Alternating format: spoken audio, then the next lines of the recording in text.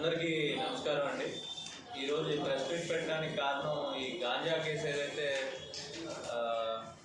Investigation చేస్తున్నామో దాని related ఈరోజు అరెస్ట్ చేసి కొంతమందిని రిమాండ్ పెట్టడం జరుగుతుంది. ఆ కేసు డీటెయిల్స్ మీతో షేర్ చేసుకుందామని ప్రెస్ మీట్ పెట్టడం జరిగింది.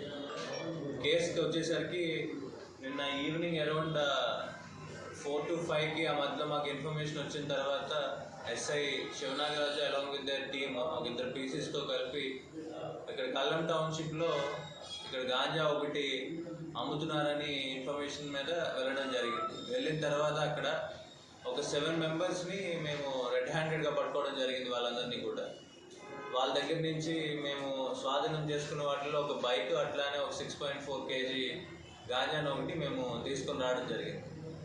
తర్వాత వాళ్ళని విచారించిన తర్వాత మాకు తెలిసింది ఏంటంటే వీళ్ళు 7 కూడా అమ్మేవాళ్ళు, అంటే ఇక్కడ లోకల్గా ప్యాకెట్స్ కింద చేసి అమ్ముతారు.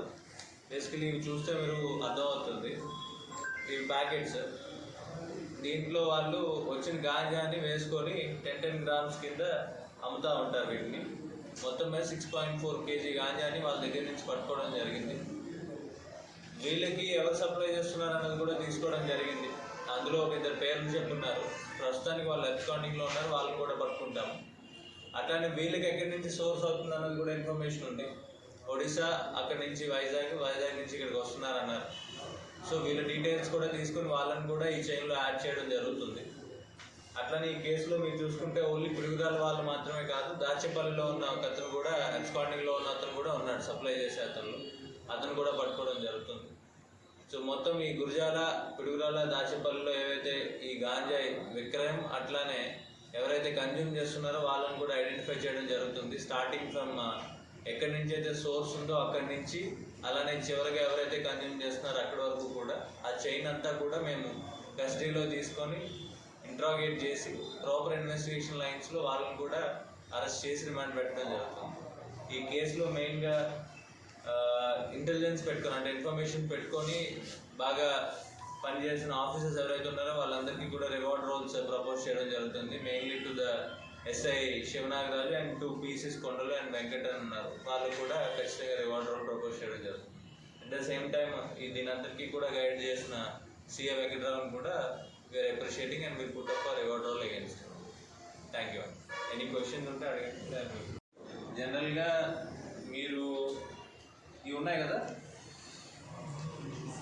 ఇది కల్టివేషన్ చేసే వాళ్ళు పెద్ద మొత్తంలో చేస్తూ ఉంటారు. జనరల్లీ ఎవరైతే ఇది కన్జ్యూమ్ చేస్తారంటే గాంజా తీసుకున్న వాళ్ళు ఈ సీడ్స్ ఉన్నాయి కదా, ఇవి విసిరేస్తారు. విసిరేసిన తర్వాత ఏమవుతాయి, మామూలుగా మనం కూరగాయలు తిన్న తర్వాత పెరట్లో విసిరేసిన తర్వాత ఒకటి రెండు అక్కడెక్కడ మొలుస్తూ ఉంటాయి కదా, ఆ విధంగా పిడుగురాల్లో మొలిచినవే తప్ప పిడుగురాల్లో ఎక్కడా కూడా కమర్షియల్ కల్టివేషన్ అనేది జరగలేదు. ఎక్కడైతే ఇది జరిగిందో కూడా వాళ్ళకి హిస్టారికల్గా కూడా అది కన్జ్యూమ్ చేసే అలవాటు ఉంది. ఒక పర్టికులర్ పర్సన్స్ ఊరు బయట డేరాలు వేసుకొని ఉంటారు కదా, వాళ్ళ దగ్గరికి ఇది పట్టుకోవడం జరిగింది. దాన్ని కూడా మేము డిస్ట్రాయ్ చేసాం వెంటనే ఆ రోజు. And at the same time ఊరు బయట ఇట్లా డేరాలు ఎవరైతే వేసుకుంటున్నారో వాళ్ళ దగ్గర కూడా సర్వేలెన్స్ పెట్టడం జరుగుతుంది. అట్లనే కొన్ని విలేజెస్, అట్లనే కొన్ని మెయిన్ టౌన్లో కూడా ప్లేసెస్ ఏవైతే ఉన్నాయో వాటి కూడా కోఆర్డినేట్ సెర్చ్ కండక్ట్ చేసి కేవలం వీటి గురించే కాదు మిగతా ఇల్లీగల్ యాక్టివిటీస్ ఏమన్నా కానీ దాన్ని కూడా పట్టుకోవడం జరుగుతుంది. అవుతూ ఉంటారు కొంత మోతాదు వరకు, మన తాగిన తర్వాత ఏమవుతుందంటే ఆటోమేటిక్గా వాళ్ళ వ్యసనం పనులకి అలవైపు వాళ్ళని మనం బాధితులుగానే చూసి రీహాబిలిటేషన్ సెంటర్కి పంపిస్తాం తప్ప వాళ్ళని మనం నిర్దోషులుగా చూడడం, అంతే కదా. సో బేసికలీ కన్జ్యూమర్ ఎవరైతే ఉన్నాడో వాడిని రీహాబిలిటేట్ చేసి వాడి మైండ్ మార్చడానికి మాత్రమే మనం ట్రై చేస్తున్నాం. డిమాండ్ ఆటోమేటిక్గా తగ్గితే సప్లై కూడా కట్ అవుతుంది. సో ఫస్ట్ ఈ సప్లై ఉండడం వల్ల వీళ్ళు ఏమవుతుంది, లీగల్గా ఉండే ఆల్కహాల్ని వదిలేసి ఇల్లీగల్ అయిన దీని మీదకి వెళ్ళడం జరుగుతుంది. కాబట్టి బేసికలీ వాళ్ళు మేము కౌన్సిల్ చేస్తాము, రీహాబిలిటేషన్ సెంటర్ కూడా పంపిస్తాం. ఇద్దరు కూడా ఉన్నారు కన్జ్యూమర్స్, వాళ్ళ పేర్లు రివీల్ చేయకూడదు కన్జ్యూమర్స్ కాబట్టి వాళ్ళని ఖచ్చితంగా రీహాబిలిటేషన్ సెంటర్ చేస్తాము. పేరెంట్స్ పిలిచి కౌన్సిలింగ్ చేస్తున్నాము. వాళ్ళకి ఎవ్రీ వీక్ వాళ్ళు వేరే బోర్డ్స్ ఎక్కడున్నారు కూడా సర్వేలెన్స్ చేస్తున్నారు.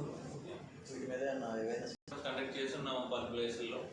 ఫర్దర్గా కూడా కాలేజెస్లో కూడా మేము ఏం చేస్తున్నామంటే టార్గెట్ ఆడియన్స్ ఎవరైతే ఉన్నారో వాళ్ళ దగ్గర ఎక్కువగా మేము చేయడం జరుగుతుంది. అంటే జనరల్గా మేము రోడ్ సేఫ్టీ అవేర్నెస్ కానీ ఇవన్నీ చూస్తే ఏమవుతుందంటే రోడ్ మ్యాప్స్ పెడతాం కాబట్టి మీ వరకు వస్తుంది అవేర్నెస్ కండక్ట్ చేస్తున్నామని.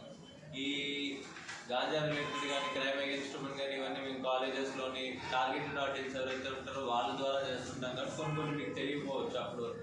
బట్ ఎవ్రీ వీక్ ఆల్మోస్ట్ ఒక 2 to 3 అవేర్నెస్ ప్రోగ్రామ్ కండక్ట్ చేస్తున్నాం దీనిపైన అనే ఏదైతే కాన్సెప్ట్ అండ్ స్లోగన్ ఉందో దాని బేసిస్ మీద ఏపీ పోలీస్ డిపార్ట్మెంట్ ఫంక్షన్ అవుతుంది.